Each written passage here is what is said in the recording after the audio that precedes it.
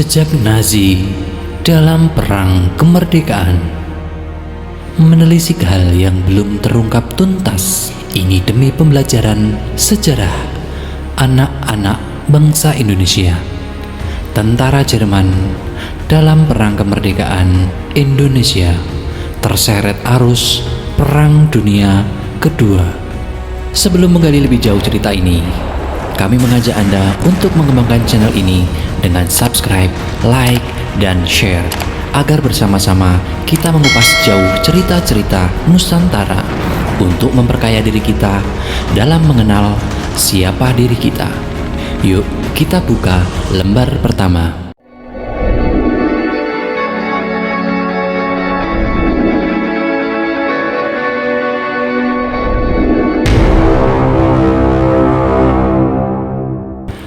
Dalam Perang Dunia Kedua, tentara Jerman memutuskan ikut berjuang untuk kemerdekaan Indonesia.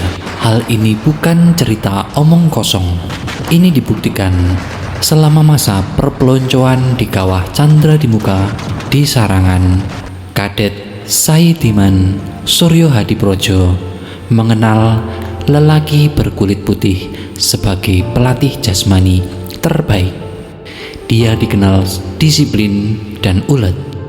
Dengan gayanya, lelaki itu berhasil menjadikan para pemuda di Akademi Militer atau Akmil Yogyakarta menguasai gerakan-gerakan senam yang sebelumnya hanya bisa dikuasai oleh orang-orang Belanda.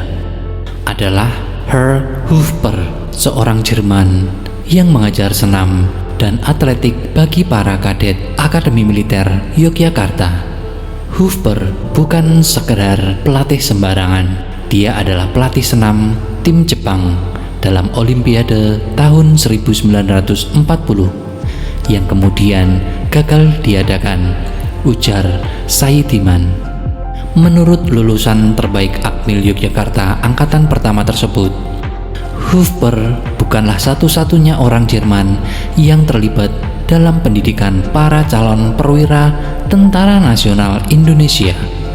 Di Sarangan terdapat para instruktur Jerman yang mengajarkan bahasa asing, antara lain bahasa Jerman, bahasa Inggris, dan bahasa Prancis.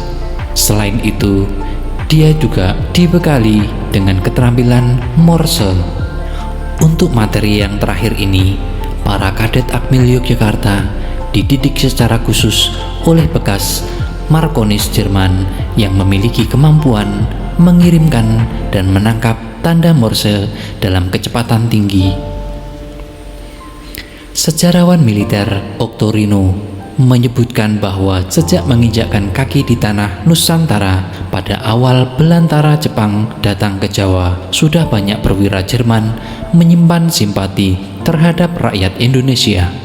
Misalnya, saat berkumpul, mereka kerap mendiskusikan tentang kemerdekaan Indonesia. Tulis Nino dalam Nazi di Indonesia, sebuah sejarah yang terlupakan. Soal ini juga diakui oleh sejarawan Jerman Herwig Zahorka. Dia bahkan menyebut pasca berakhirnya Perang Dunia Kedua, setidaknya ada 2 prajurit Angkatan Laut Jerman atau Kriegsmarine dari kapal selam U-219 yang bergabung dengan gerilyawan Indonesia untuk memerangi militer Belanda. Mereka adalah Warner dan Losche, ungkap ahli sejarah militer Jerman di Indonesia tersebut. Bagaimana nasib mereka berdua? Zahorka hanya mengatakan bahwa begitu lolos dari kamp konsentrasi sekutu di Pulau Onrus yang masuk wilayah Kepulauan Seribu, Warner dan Losche menjadi pelatih militer pada sebuah kesatuan tentara Indonesia di Pulau Jawa. Salah seorang dari mereka, yakni Losche, malah gugur dalam suatu kecelakaan saat melatih para gerilyawan Republik membuat sejenis pelontar api, kata Zahorka. Menurut Nino, Warner dan Losche serta satu tentara Jerman lain yang tidak diketahui namanya memang ditugaskan untuk melatih sebuah kesatuan tentara Indonesia di perkebunan kopi di Ambarawa, Jawa Tengah. Sumber NEFIS atau Dinas Intelijen Militer dari Belanda membenarkan adanya puluhan orang Jerman yang memihak Indonesia dalam Perang Kemerdekaan pada tahun 1945 sampai 1949. Itu diungkapkan oleh Jenderal Simon Hendrik Spoor dalam biografinya Kejayaan dan Tragedi Panglima Tentara Belanda Terakhir di Indonesia, karya sejarawan militer Belanda J.A. de Moor. Spoor yang diceritakan adanya orang-orang Jerman dalam satu pertempuran. 10 orang Jerman katanya memperdengarkan diri dengan jelas dan keras di dalam semak tanpa pernah secara fisik menampakkan dirinya. Dulu Indonesia adalah pusat Nazi di Asia Pasifik. Swastika dan ideologi fasisme ala Nazi Jerman telah lama ditinggalkan seiring kekalahan telak Adolf Hitler beserta pasukan Schutzstaffel atas Man of Steel Joseph Stalin dari Uni Soviet pada Perang Dunia Kedua. Namun, ternyata ideologi Nazi atau nasional sosialis pernah berkembang dengan pesat di Indonesia pada masa pra-kemerdekaan atau sejak tahun 1931. Bahkan, menurut sebuah riwayat, bila Nazi turut membantu kemerdekaan Indonesia. Cerita itu dimulai ketika Hitler mendirikan kantor pusat Nazi untuk kawasan Asia Tenggara di Batavia. Kemudian berturut-turut dibangun beberapa kantor cabang di Bandung, Surabaya, Medan, dan Makassar.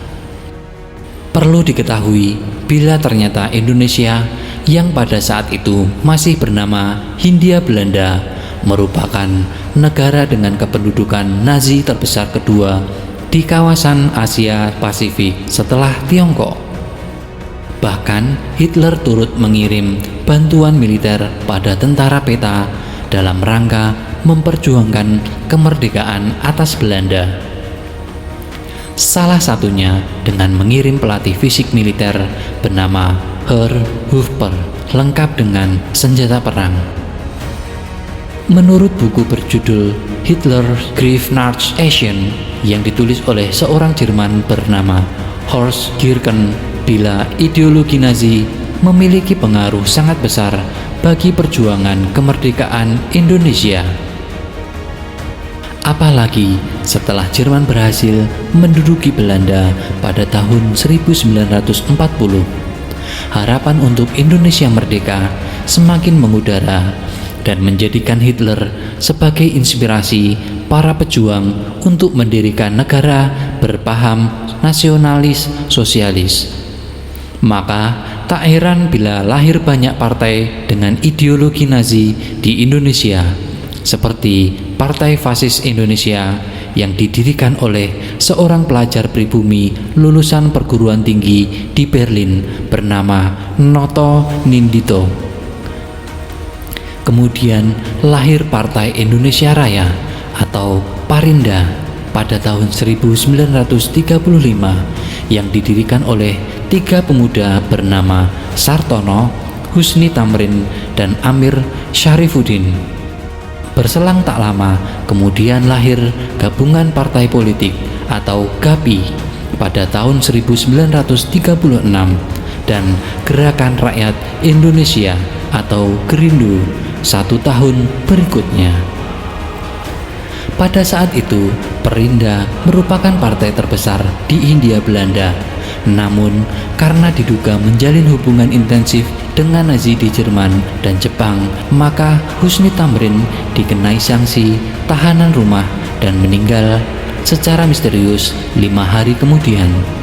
Lahirnya partai dengan ideologi Nazi hadir bukan tanpa alasan, karena menurut catatan Horst Kirchen, bila pada tahun 1933 jumlah anggota Nazi di Hindia Belanda mencapai angka 1.000 orang. Angka tersebut menegaskan bila Hindia Belanda merupakan negara dengan populasi anggota Nazi terbesar di kawasan Asia Pasifik dengan total 400.000 orang. Maka tak heran bila kala itu banyak rumah di Hindia Belanda yang memperlihatkan simbol swastika khas Nazi Jerman.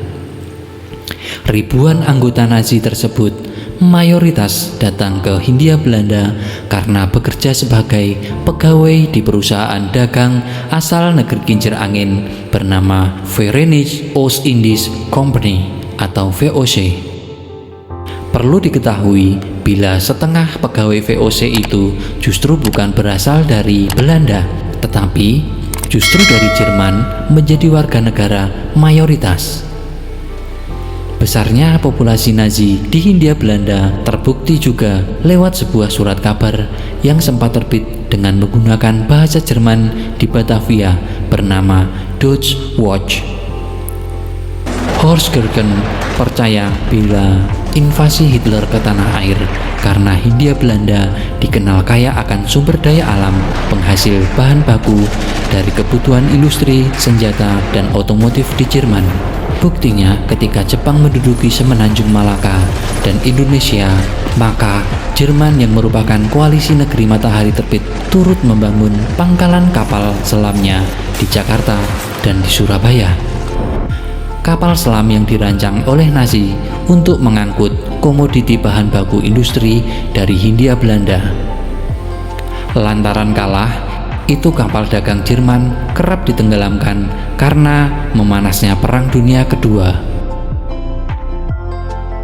Tidak heran, seperti dikutip dari CNN, bila pada tahun 2014 lalu ditemukan sebuah bangkai kapal selam Nazi era Perang Dunia Kedua yang karam di Laut Karimun Jawa. Serangkaian bukti nyata lainnya juga hadir melalui beberapa penemuan, salah satunya lewat keberadaan tugu setinggi 3 meter bergaya bangunan Hindu di lereng Gunung Pangrango. Dikutip dari National Geographic, bila dalam tugu berhias salib besi bertanda jasa militer Jerman tersebut terpajang batu hitam bertulis Dem Tapferen Deutsche Ostatischen Geschwader 1914 yang berarti Skuadron Jerman Asia Timur yang berani 1914. Tugu tersebut dibangun oleh seorang niagawan asal Jerman bernama Emil Helfferich pada tahun 1926 sebagai bentuk penghormatan bagi para tentara Nazi yang berperang dalam pertempuran Falkland di Kepulauan Malvinas, Amerika Selatan. Pada tahun 1945, di area tugu tersebut dimakamkan 10 tentara Angkatan Laut Nazi yang meninggal karena salah pengertian pada periode pra dan pasca kemerdekaan Indonesia. Bukti lain adalah ketika secara tidak langsung Nazi membantu Indonesia dalam meraih kemerdekaan lewat peminjaman mesin ketik sewaktu akan merumuskan teks proklamasi. Kala itu, para pemuda Indonesia tidak dapat menuliskan rumusan teks proklamasi karena mesin ketik di kediaman Laksamana Maeda menggunakan huruf kanji atau huruf Jepang. Hingga akhirnya para pemuda meminjam mesin ketik dengan menggunakan huruf Latin milik kantor perwakilan Nazi. Sejak itu, berduyun-duyun kapal selam Jerman lainnya yang masih berpangkalan di Penang dan Sabah untuk pindah pangkalan ke Jakarta, sehingga Jepang kemudian memindahkan kapal selamnya ke Surabaya. Adalah U-862 yang dikomandani Heinrich Timm yang tercatat paling sukses beraksi di wilayah Indonesia. Berangkat dari Jakarta dan kemudian selamat pulang ke tempat asal untuk menenggelamkan kapal sekutu di Samudra Hindia, Laut Jawa, sampai pantai Australia. Nasib sial nyaris dialami oleh U-862 saat bertugas di permukaan wilayah Samudra Hindia. Gara-gara melakukan manuver yang salah, kapal selam itu nyaris mengalami senjata makan tuan dari sebuah torpedo jenis homing yang diluncurkannya sendiri. Untungnya U-862 buru-buru menyelam secara darurat sehingga torpedo itu kemudian meleset.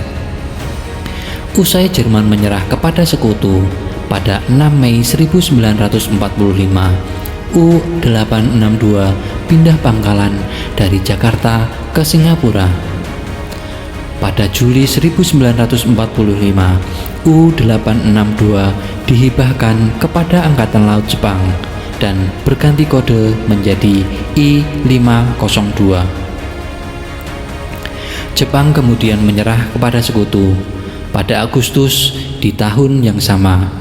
Riwayat U-862 berakhir 13 Februari 1946 karena dihancurkan pasukan sekutu di Singapura.